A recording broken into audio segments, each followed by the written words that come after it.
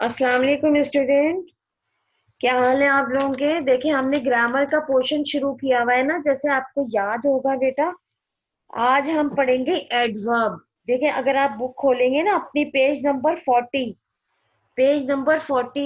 इसलिए भी जरूरी है कि हम जो ग्रामर का काम करेंगे ना एडवर्ब का, वो इसी में से करेंगे। और जो कुछ भी आपका पेपर बनेगा, जो मैं आपको करवा रही हूँ या बता रही हूँ, इसी में से आएगा। एडवर्ब देखे, एडवर्ब जो है ना वर्ब को मॉडिफाई करता है। मतलब उस वर्ब की क्या क्वालिटी और डिसक्वालिटी है वो बताता है।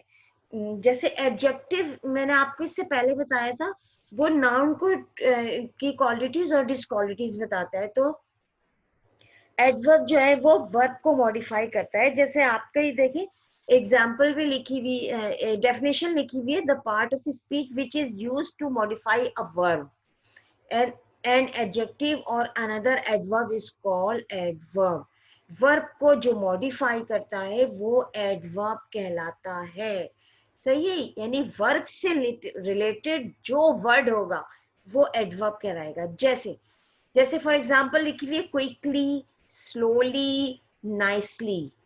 ज्यादातर जो एडवर्ब बनते हैं ना, एल वाई लगा के बनते हैं। अब इसका इस्तेमाल किस तरह से होता है, ये कितने किस्म का होता है, ये मैं आपको आगे बता रही हूँ। नेक्स्ट पेज पर आइए, पेज नंबर 41। देखिए पहले तो एक सी एग्जाम्पल दी हुई है सिंपल सी। The train moved finally. Train आखिरकार पहुंच गई। सही है, या चली गई। सही है, ट्रेन आखिरकार चली गई। आप फाइनली यानी आखिर में चली गई। Kashif is running slowly. दूसरा देखिए, Kashif is running slowly. Slowly का ताल्लुक जो है ना वो रनिंग से है, यानी दौड़ने से। देखिए एक जुमला कंप्लीट हो रहा है ना बेटा, काशिफ इज रनिंग। काशिफ दौड़ रहा है या दौड़ लगा रहा है। तो वो आगे जो आपको मेंशन किया हुआ है ना अंडरलाइन में या रेड पेन से, वो क्या है, स्लोली। तो वो कहलाता है एडवर्ब। काशिफ दौड़ रहा है आहिस्ता। सही है। नंबर 3 देखिए, यू सिंपली डोंट अंडरस्टैंड। आप बिल्कुल आसानी से इसे समझ नहीं सके। सिंपली जो है वो एडवर्ब कहलाएगा। I really care about her. मैं यकीनन इसकी देखभाल करूंगा, करता हूँ। ठीक है, आई रियली, रियली जो है वो एडवर्ब कहलाएगा। ठीक है, ये सिंपल एडवर्ब जो आपको एग्जाम्पल के साथ बताया गया। उसके बाद देखिए काइंड्स ऑफ एडवर्ब बहुत सारे हैं, मगर मैं आपको सिर्फ 3 कराऊंगी। सही है। नंबर 1 कराऊंगी एडवर्ब ऑफ मैनर। नंबर 2 कराऊंगी एडवर्ब ऑफ टाइम। नंबर 3 कराऊंगी एडवर्ब ऑफ प्लेस। बस ये 3 कराऊंगी। ठीक है। एडवर्ब ऑफ मैनर नंबर 1, वो क्या है, the adverb which describe how is something happens is called the adverb of manner. यानी कि कुछ हुआ है, कुछ आवाज या कुछ वाक़े होना जुमले में, वो एडवर्ब ऑफ मैनर कहलाता है। जैसे एग्जाम्पल से आप समझ जाएंगे, दे वर टॉकिंग लाउडली। वो जोर से बातें कर रहे हैं।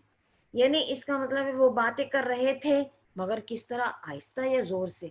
अगर स्लोली लिख दूंगी तो आहिस्ता से बातें कर रहे थे। लाउडली लिखा हुआ है तो इसका मतलब है जोर से बातें कर रहे थे। कहीं कुछ हुआ है कि वो जोर जोर से बातें कर रहे थे। She writes well. उसने बहुत खूब लिखा। नंबर 3 देखिए example, the soldier fought bravely. सिपाही जो है बहुत बहादुरी से लड़ा। Mother loves her truly. माँ के बारे में बताया है कि माँ जो है सच्चा प्यार करती है। He spoke quietly. उसने बिल्कुल आहिस्ता यानी खामोशी से बोलना शुरू किया। ठीक है। तो ये जो एग्जाम्पल दी हुई है ये एडवर्ब ऑफ मैनर कहलाते हैं, जो कि आपको अंडरलाइन किए हैं। ठीक है। उसके बाद हम सेकंड पढ़ेंगे, adverb of place.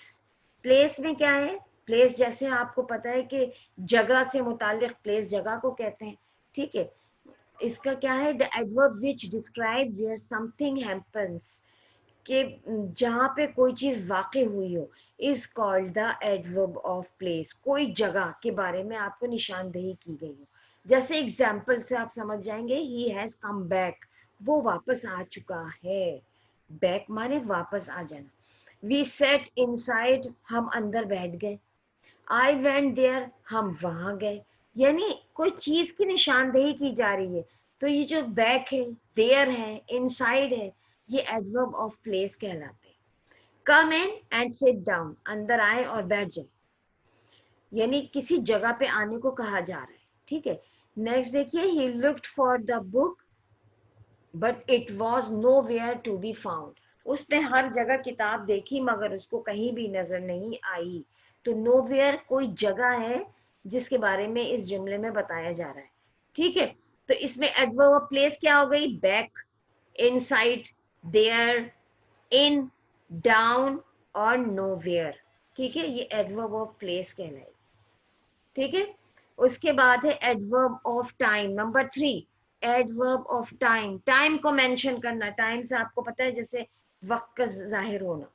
The adverb which describe when something happen is called the adverb of time. किसी चीज का ऐसा वाक़या होना जिसमें टाइम का जिक्र हो।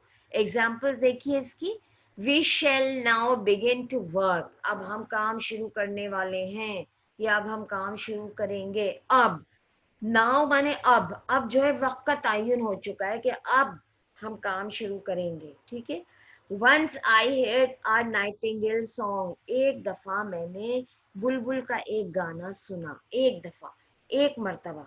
सही है, तो वंस जो है वो यहाँ पे टाइम को शो कर रहा है।